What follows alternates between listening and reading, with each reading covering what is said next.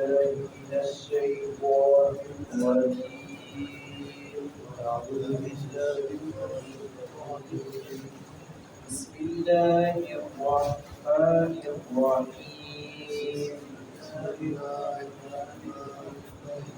وما كان ربك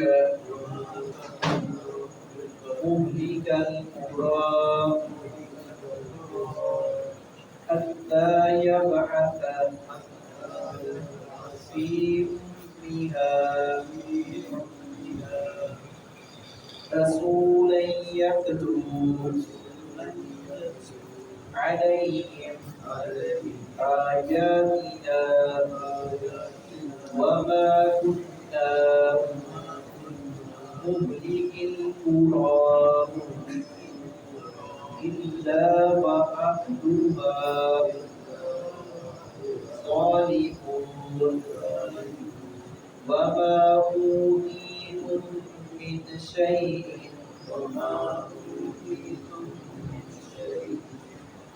فمتاع الحياة الدنيا وزينتها وما عند الله خير وأبقى أفلا تعقلون. اللہ رب العزت نے ایک اصول رکھا ہے کہ اللہ رب العزت جس بستی میں بھی کوئی رہ رہا ہو بس رہا ہو وہاں اللہ رب العزت اپنے نبی اور رسول کو بھیجتا ہے، یا نبی اور رسول کے جانے کے بعد اس دنیا سے تشریف لے جانے کے بعد ان کے بعد پھر ان کے پیغام رساں، ان کے نمائندے اور ان کے وارث جن کو علماء کہا جاتا ہے وہ جاتے ہیں، لوگوں کو آگاہ کرتے ہیں اللہ رب العزت کے غضب کے حوالہ سے اور اللہ رب العزت کی رحمت سے فیض یاب ہونے کے حوالہ سے، اور بتایا جاتا ہے یہ صراط مستقیم ہے اور یہ ضلالت اور گمراہی کا راستہ ہے۔ صراط مستقیم کے اللہ رب العزت نے یہ جزا اور یہ بدلہ عظیم ترین رکھا ہے، اور جو گمراہی والا راستہ ہے گمراہ لوگوں کے لیے اللہ رب العزت نے یہ جہنم کا راستہ اور یہ خطرناک مناظر وحشتناک مناظر اور مقامات اللہ رب العزت نے تیار کر رکھے ہیں۔ تو یہاں اللہ رب العزت نے ان آیات میں یہی فرمایا کہ ہم ایسے کسی کے اوپر عذاب نہیں بھیج دیتے، یا ایسے نہیں کہ ایک جگہ پہ نبی بیٹھا ہے، نبی کے پاس جو چلا گیا وہ کامیاب ہو گیا، جو نہیں گیا وہ ناکام ہو گیا، یعنی جس پر پیغام نہیں پہنچا وہ ایسا نہیں ہے کہ کوئی کل قیامت کے دن کہے نہیں میرے پاس کوئی آیا نہیں ڈرانے والا۔ اللہ رب العزت وہاں لوگوں کو بھیجتا ہے، انبیاء کو، رسول کو، اس کے بعد ان کی طرف سے ان کے بعد ان کے جانشین ہوتے ہیں علماء، امت کی یہ خیر اور بھلائی کا کام کرنے والے۔ جب یہ حجت تمام ہو جاتی ہے تو پھر اللہ رب العزت اگر لوگ اللہ رب العزت کی حدود کو پامال کریں، اس کے بتائے ہوئے اصولوں، ضوابط اور قوانین کو روک دیں، ان کا استہزاء اور مذاق اڑائیں، پھر اللہ رب العزت ڈھیل دیتا رہتا ہے۔ بالخصوص امت محمدیہ کو تو اللہ رب العزت نے بہت ڈھیل دی ہے، اور بیک وقت عذاب امت پر نازل نہ ہونا یہ تو رسول رحمت صلی اللہ علیہ وسلم کی دعا کا نتیجہ ہے، مگر نہ بستیوں کی بستیاں، علاقوں کے علاقے ملیا میٹ ہو جاتے تھے، صفائی ہستی سے مٹ جاتے تھے۔ تو یہ اللہ رب العزت بولن دیا چلے شاید آج یہ ہدایت کی طرف گامزن ہو، آج یہ آ جائیں، آج رجوع کر لیں، کل کر لیں۔ تو یہ اللہ رب العزت نے ہمارے لیے امت محمدیہ کے لیے ایک خاص فضل اور احسان فرمایا ہے۔ تو اس لیے ہمیں چاہیے کہ ہم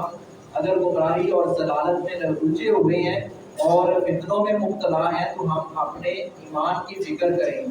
اور اپنا ایمان اور اسلام بچائیں اور اس کے اندر نکھار اور خوبصورتی پیدا کریں،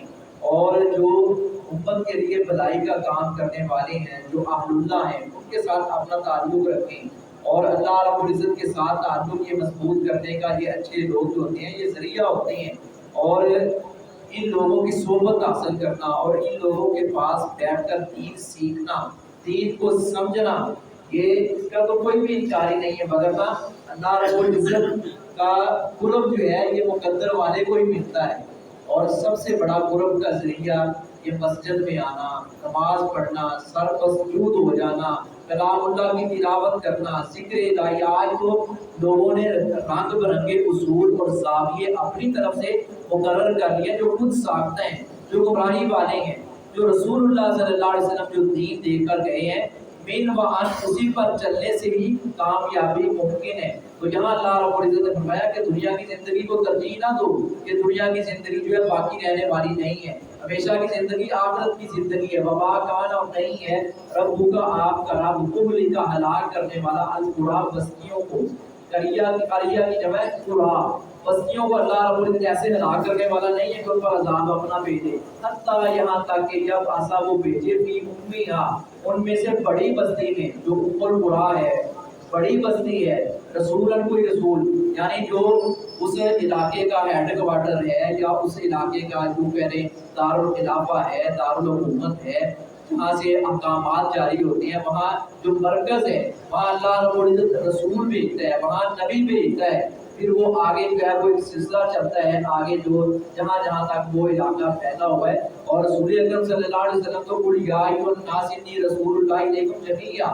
آپ تمام انسانوں کی طرف، تمام لوگوں کی طرف رسول بنا کر مبعوث کیے گئے، یا تو جو تلاوت کرتا ہے نہیں آیات ہم پر ہماری آیات بابا اور نہیں ہے ہم مبلی کی ہلاک کرنے والی القرا بستیوں کو ہم رسول بھیجتے ہیں، وہ آ کر تلاوت کرتا ہے، وہ قرآن سکھاتا ہے، سمجھاتا ہے، اور نہیں ہم ہلاک کرنے والے بستیوں کو مگر